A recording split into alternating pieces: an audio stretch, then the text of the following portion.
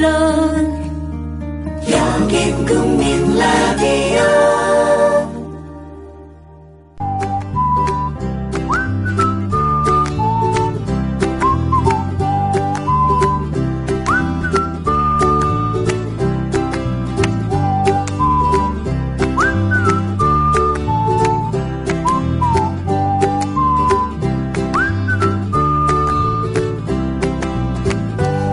(1962년 6월 21일) 한국인 2세 아버지와 우크라이나 출신 러시아 어머니 사이에서 한 아이가 태어납니다.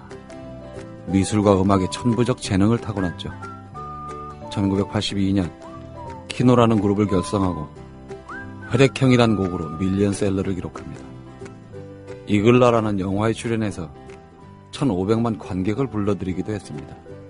그가 1990년 8월 15일 라트비아 공화국에서 의문의 자동차 사고로 요절합니다. 이 시각에 한국에서는 최승자라는 아이가 태어납니다. 물론 강병용 소설가의 원고지 위에서 탄생한 거죠. 오늘은 빅토르 최를 모티브로 한 소설 알미늄 오일을 읽어보겠습니다.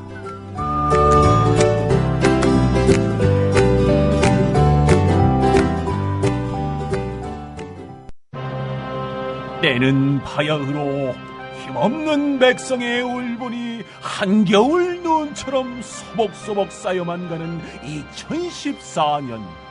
신여성스러운 그 이름 마녀 톡톡.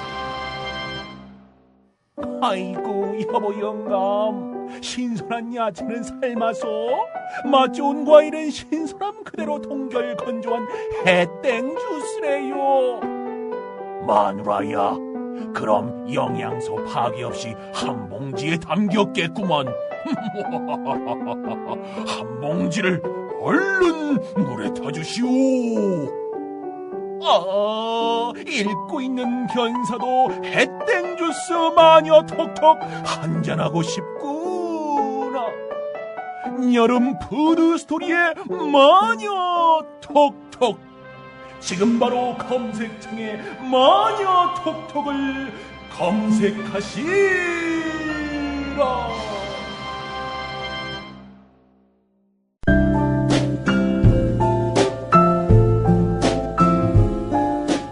뇌에는 근육이 없습니다. 최근 섹시한 뇌를 위한 체육관 국민라디오 전영관의 30분 책 읽기. 네, 오늘은 저자 초대해석 시간인데요. 이 강병용 소설가가 지금 슬로베니아 루블라냐 대학에서 강의하고 있습니다. 전에 4월쯤에 저하고 이제 약속을 하기를 빅토르 최의 탄생에 맞춰서 입국해서 방송하자 이래 했었는데 일정이 맞지 않았습니다. 그래서 독자 초대 형식으로 바꿔서 김현숙 시인을 모셨습니다. 안녕하세요. 안녕하세요. 네. 예, 제가 좋아하는 작가님이 멀리 계시기 때문에 예. 제가 이 자리에 나오게 됐습니다. 독자 초대석 원래 있었어요. 저희가 그래요? 개편하면서 네. 이제 없어지기는 했는데. 근데 제가 특별히 아는 건 없고요. 그냥 다만 한 사람의 독자로 작품에 대한 애정만 가지고 얘기해 보려고 해요. 뭐 재밌는 얘기 많이 가지고 오셨습니까? 글쎄요. 이분을 제가 직접 뵌 적은 없고요. 예. 다만 이제 페이스북 친구로 예. 처음에 제가 이분을 뵀을 때 딸내미하고 둘이서 이렇게 인상을 쓰면서 사진을 막 올리셨어요. 예, 사진 많이 올렸죠. 예, 그래서 참 희한한 작가분 다 봤다 이런 생각을 했고, 작가들이 흔히 가지고 있는 어떤 약간의 그 자기만의 눅눅한 부분, 약간의 어둠 이런 것이 참 없는 특이한 작가분이었거든요. 그래서 또 그린 색을 좋아하고 본인이 그린 홀릭이라고 하고, 또 부인이 굉장히 아름답고 조용하셔요. 그리고 그 딸과 또 활기찬 일상의 면면, 또 제가 받은 책 이 서명 글씨체를 보고 깜짝 놀랐어요. 그냥 이렇게 봐서는 이런 못 보던 채라서 이거 강병용 채라고 이름을 지어줘야 될 것 같아요. 이거 진짜 족자로 해서, 왜냐하면 이 서명에서 범상치 않은 에너지가 나와요. 예. 그래서 참 대단한 작가로구나. 그리고 굉장히 좋아하게 됐거든요. 그리고 이분 스스로도 이렇게 대화를 해보면은 빛과 활기를 의지적으로 지향한다고 하시더라고요. 제가 볼 때는 상당히 독보적이고 매력 있는 작가입니다. 그래서 제가 말도 못하지만 이 자리에 나오게 됐어요. 애정을 갖고 계신다는 게 제일 중요해요. 예, 그렇죠. 네, 애정을 갖고 우리가 보통 이렇게 이제 지금 고정 게스트들은 어쨌건 매주 나와서 해야 되는 분들이니까 또 이렇게 독자 초대석에 나오는 분하고는 애정의 강도가 다를 수도 있어요. 정말 원해서 나오신 수 있어야 거잖아요. 하는데. 예. 어떤 책이죠, 알루미늄이? 이 책을 한번 보세요. 표지하고 네, 크기에서. 표지는 옛날에 지금은 없어진 카세트 표지가 되어 카세트 있습니다. 테이프처럼 생겼죠. 그러니까 책 크기하고 모양에 대해서 굉장히 독특한 느낌을 받게 되는데요. 그 목차 역시 카세트 테이프처럼 이렇게 보면 사이드 A, 사이드 B로 돼 있어서 각 장이 빅토르 최의 노래 제목으로 돼 있고 또 히든 트랙까지 있거든요. 네, 그러네요. 히든 그래서 트랙. 저 역시 이 책을 읽으면서 많은 시간을 소요한 게요. 빅토르 최의 노래를 찾아서 한 곡 한 곡 들어가면서 책을 읽었어요. 그리고 뒷부분에는 저자가 번역한 노래 가사하고 러시아어 가사도 수록돼 있고 예, 가사들 들어있어요. 예, 이 책이 그대로 빅토르 최에 대한 오마주라고 말할 수 있겠어요. 그래서 자세히 알아보니까 제가 출판사 쪽에 알아보니까 출판사 이름도 또 뿌시킨 하우스고 러시아 관련 서적만 하는 곳 같아요. 그래서 여쭤보니까 러시아 교육문화센터라고 어학 공부도 하고 뭐 통번역 여러 가지 그 러시아 문학에 대한 것을 하시는 곳이더라고요. 그래서 이 출판사에서 이것이 그냥 보통의 과정을 거쳐서 나온 게 아니라 빅토르 최 탄생 50주년을 기념하기 위해서 특별히 작가에게 의뢰해서 쓰여진 말하자면 기획 소설이라고. 기획 소설이네요. 네. 쉽지 않은 얘기인데. 네, 굉장히 특이한 경우죠. 예. 그래서 작가가 이 소설을 써달라는 제안을 받고 우리가 알기로도 왜 빅토르 최의 죽음이 여러 가지 의문이 많죠. 예. 그것도 있고 음모론도 많고 그래서 그런 거를 먼저 생각을 해봤대요. 근데 그렇게 쓰면 흥미를 끌 수 있는 점은 분명히 있는데 왠지 작가가 그렇게 쓰고 싶지 않더래요. 그래서 빅토르 최와 한국인과의 접점 또 소외된 사람들끼리의 보이지 않는 연결고리 이런 거를 써보고 싶었대요. 그래서 이 작가의 전작을 읽어보면 아시지만 이 작가의 특징이라고 할 수 있는 기발한 상상력이나 형식 실험 같은 걸 최대한도로 배제하고 오로지 인물과 관계에 대한 그런 어떤 순정한 이야기 중심으로 썼다고 해요. 그래서 그래도 또 이 책을 읽어보면 역시 소외받은 소수자에 관한 이야기라는 점에서는 작가의 전작하고 또 일맥상통하는 점이 또 있어요. 빅토르 최의 러시아 내에서의 또 어쨌든 그 오리지널 러시아인이 아니었기 때문에 받는 서름들도 있었겠죠. 한인하고 러시아인 사이에서 태어났기 때문에 순혈의 슬라브 그게 아니기 때문에 또 이방인이었고 그분 역시 소외받은 소수자였고 여기 이 등장인물이요. 최승자. 네, 등장인물을 말할 것 같으면 이 소설의 한 두 군데 제가 알기로 두 군데에서요. 러시아 정교의 이콘 그림이라는 게 있어요. 아마 전시인도 보신 적 있을 텐데 이렇게 금빛으로 되고 나무 목판에 그려진 그림 있잖아요. 그게 러시아 정교 이콘 그림인데 삼위일체 그림이 있거든요. 그 그림 얘기가 좀 어떻게 보면 난데없이 두 군데 정도 나와요. 근데 그 삼위일체 그림 얘기가 나오는데 그게 서로 귀 기울인 세 천사의 모습이거든요. 근데 여기에도 역시 이 그림의 삼위일체처럼 세 사람의 중요한 등장인물이 나오는데 마치 서로 귀 기울이는 천사의 모습처럼 제일 중요한 인물인 최승자. 예, 또 꼭지점이라고 말할 수 있는 빅토르 최. 또 올가라는 러시아 소녀. 그렇게 셋이 나오는데 먼저 최승자라는 아이는 한국 아이인데 그 러시아에서 빅토르 최가 의문의 교통사고로 세상을 떠난 날에 태어나게 돼요. 그날 새벽에. 그리고 승자라는 이름 글자 그대로 승리하는 사람이라는 뜻인데 실제로는 그게 아니고 승리와는 철저하게 안전거리를 유지하는 사람. 그 말이 참 재밌죠. 예. 승리와는 철저하게 안전거리를 유지하는 사람으로서 말도 더디고 학습 능력도 떨어지고 자폐적이고 흔히 왕따네요. 말하는 왕따예요. 왕따. 예. 그리고 또 그 친구도 있는데 전이라는 아이가 있는데 승자의 그 분리된 자아라고도 볼 수 있을 것 같은데 그 두 아이가 굉장히 초등학교 시절에 이른바 악마들한테 괴롭힘을 되게 많이 당하거든요. 한국 무대에서 벌어진 네네, 일이죠. 한국 예. 아이. 그런데 더 기가 막힌 것은 그 힘센 아이들뿐만 아니라 심지어 교사로부터도 투명 인간처럼 가만히 있을 것을 요구받고 절대 튀면 안 되고 그저 존재하기만을 강요받아요.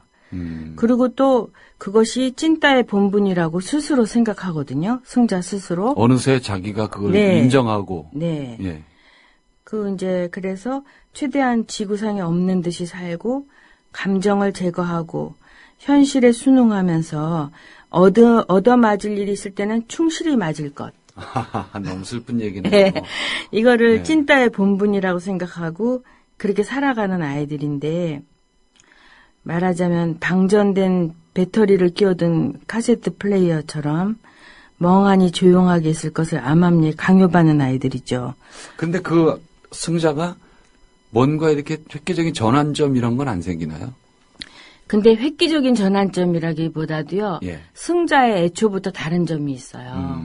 승자의 다른 점이라면은 그 상황에 매몰돼서 안으로 위축되는 게 아니라 악마들에게 맞아야 하는 상황에서도 걔네들이 뱉어내는 욕에서 V 발음이 러시아 말을 제가 잘 모르지만 이렇게 인사말에서도 우리나라 욕 발음 같은 게 많이 나오더라고요. 예. 아시죠? 예. 근데 이제 그 악마들이 막 이제 때리면서 뱉어내는 욕에도 V 발음이 자연스럽다고 감탄을 하거나 또 악마들이 자기를 때릴 때도 악마들은 때릴 때도 박자를 딱딱 맞게 때리네 하고 오히려 부러워할 수 있는 아이거든요.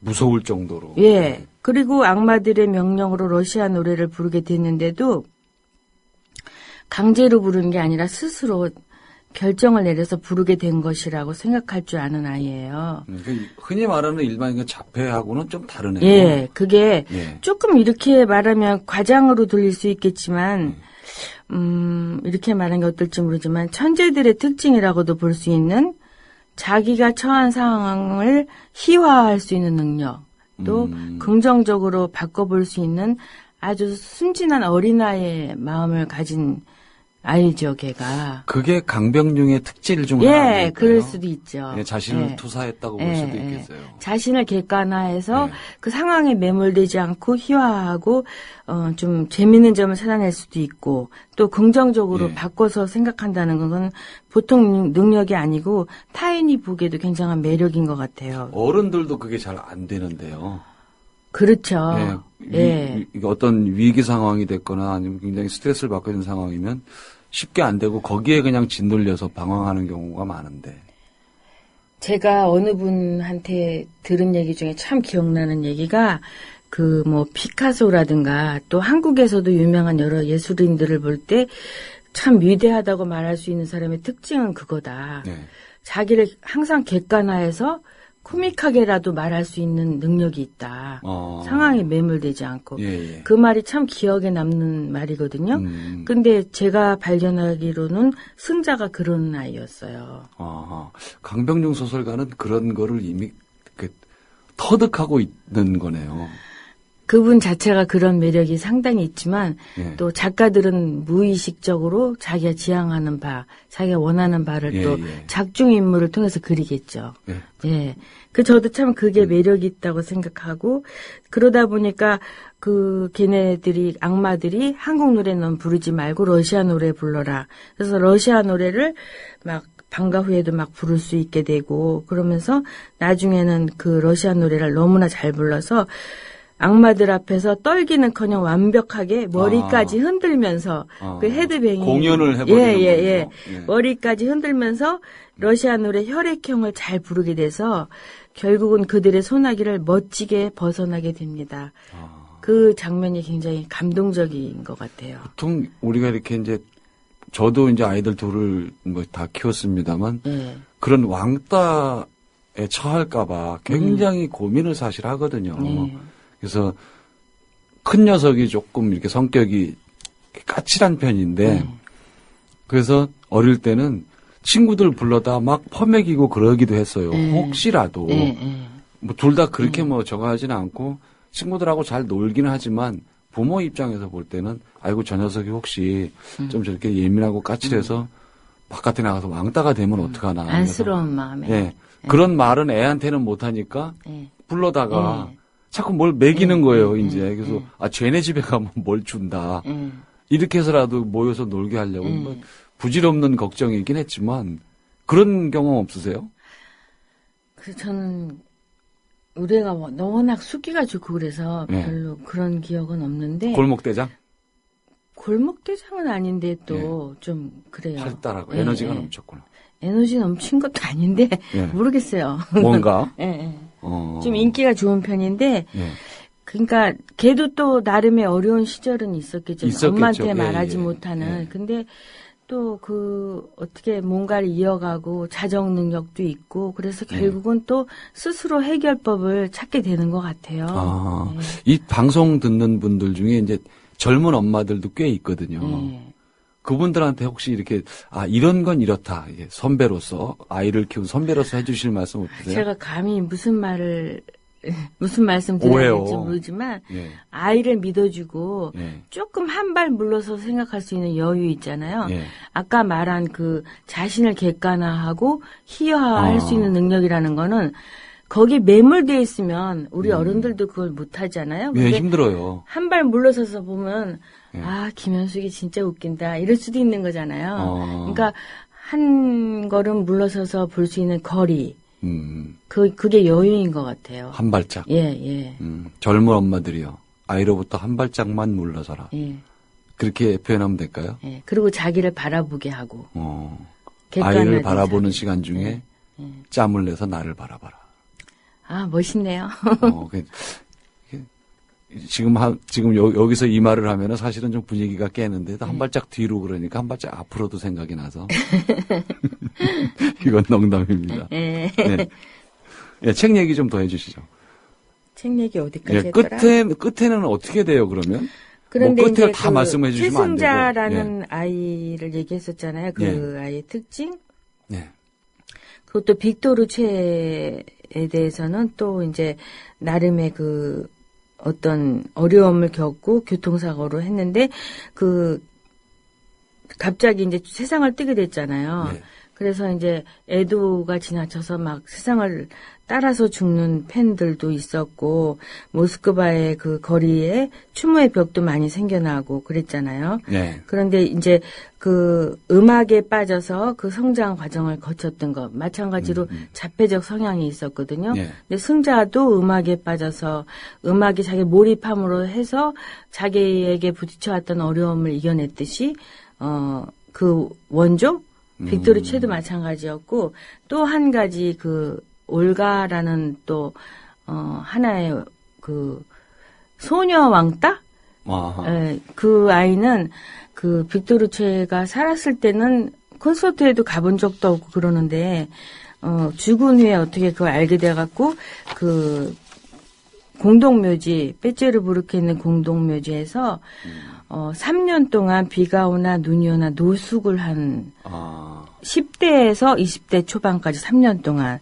근데 이 아이도 상당하니까 아웃사이더이자 왕따잖아요. 그러니까 그렇죠. 옷도 갈아입지 않고 검은 옷을 입고 있었는데 몸과 옷에서 얼마나 지독한 냄새가 났겠어요. 먹는 거는 이제 뭐 남한테 얻어먹거나 뭐 버리고 간 음식을 먹고.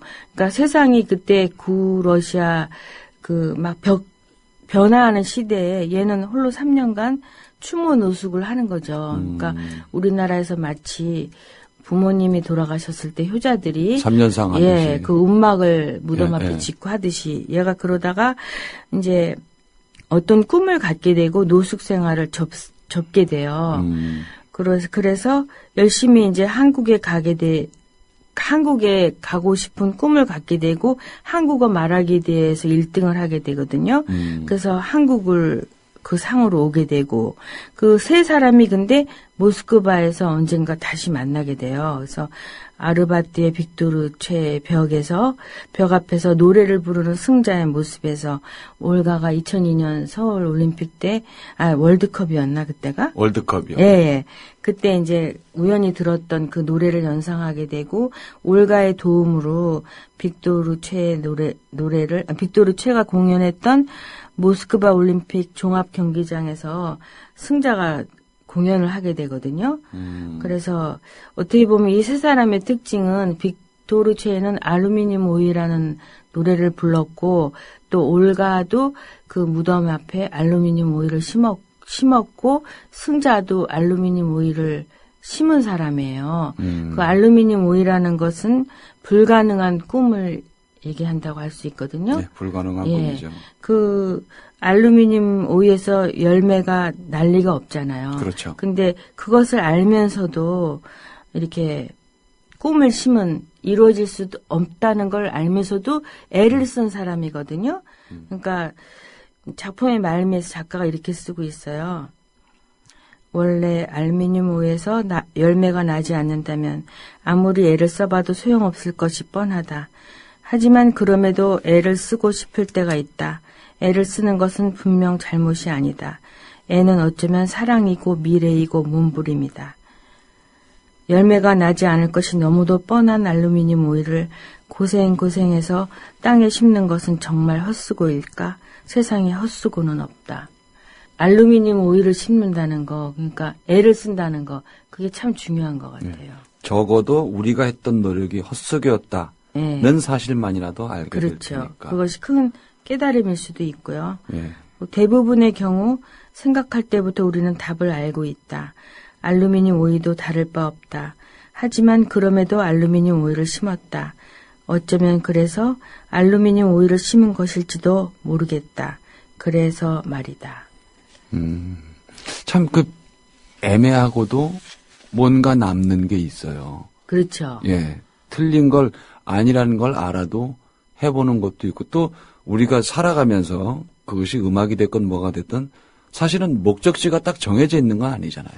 그렇죠. 그리로 가고 있는 것이고 예.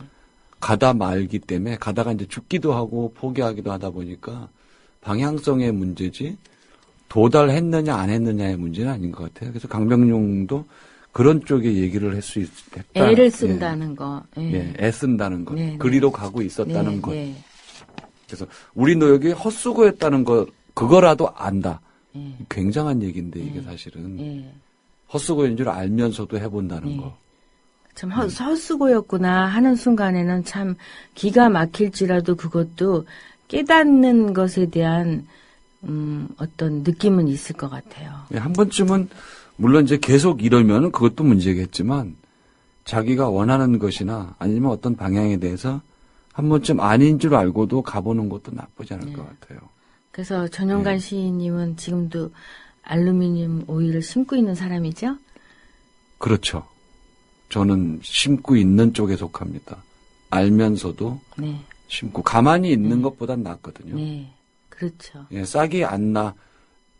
예를 들어서 야 알루미늄으로 된 오이를 심으면 그게 오이가 나냐라고 말을 하지만 그래도 가만히 있는 것보단 심는 게 저는 낫다고 생각해요. 이 소설의 처음에서 승자가 예.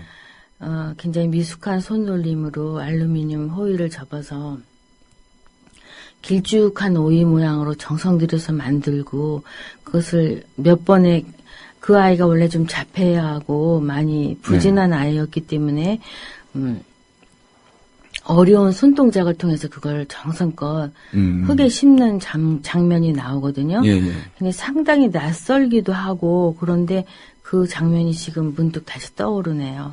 이런 거는 영화로 한번 만들어봐도 괜찮을 것 같아요. 그렇죠. 예, 우리한테도 굉장히 영향을 많이 준 사람이기도 하고 또 이게 일종의 평행 이론도 좀 들어있고 우리 한국 정서로 그렇죠. 본다면 윤회 같은 것도 보이지 들어있어요. 않는 고리로 예. 온 세계의 사람이 연결돼 예, 연결이 있는 돼 거. 있는 거잖아요. 예. 그런 거 예. 제가 참 관심 갖고 있는 그런 주제인데 그런 것도 있고 또 저는 이런 것도 생각해 봤어요. 이 소설을 통해서 그 우리 문학이 꼭 우리나라 어떤 테두리 안에만 갇혀 있는 게 아니라 우리 문학의 세계적인 공유 같은 거 있죠. 그렇죠.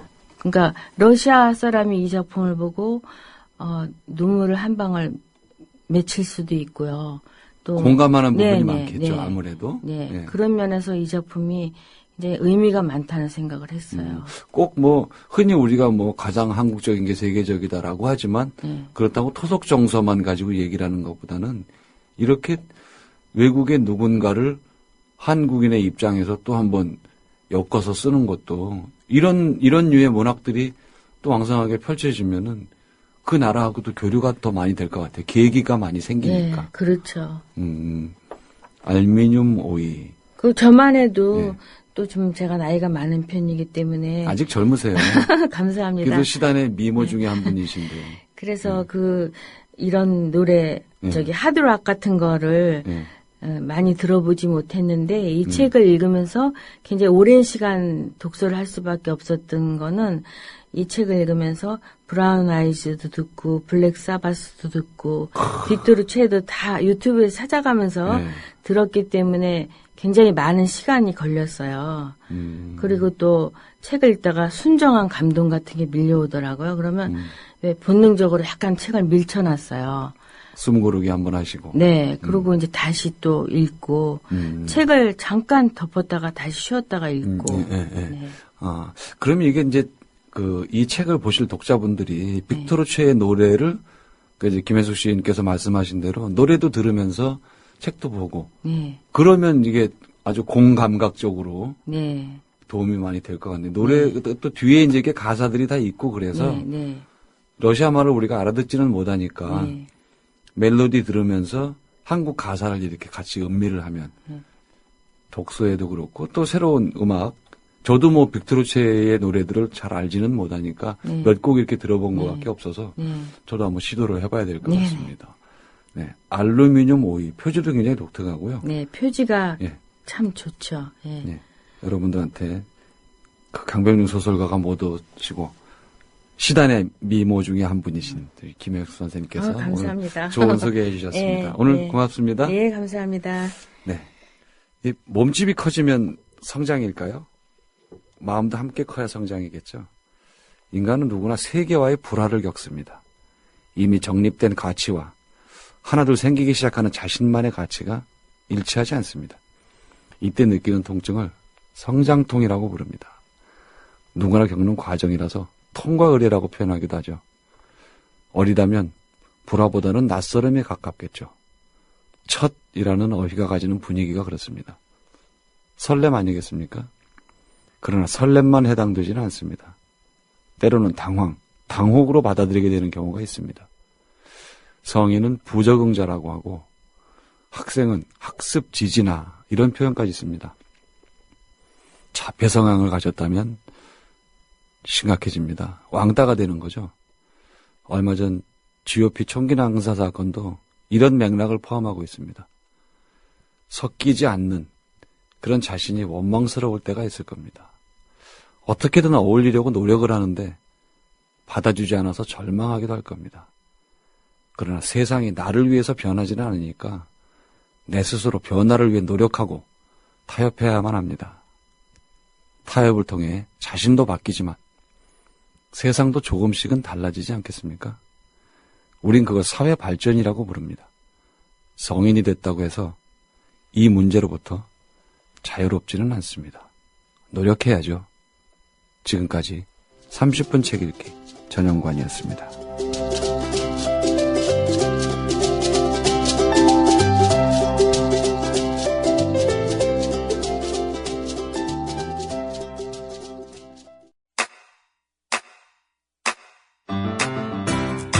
국민 라디오 지지하는 4가지 방법 아시나요?